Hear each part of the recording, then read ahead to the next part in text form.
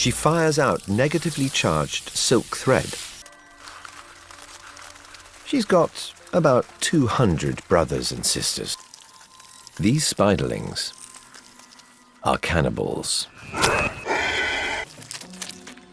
This is one family meal you don't want to hang around for.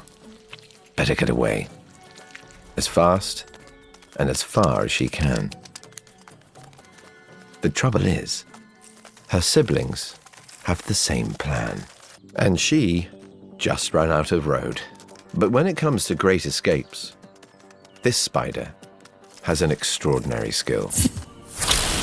She fires out negatively charged silk thread into the positively charged atmosphere. Opposite forces attract, pulling her up, up, and away. Riding the wind, even cruising the jet stream, she can travel for thousands of miles. By ballooning, they've colonized every corner of the Earth.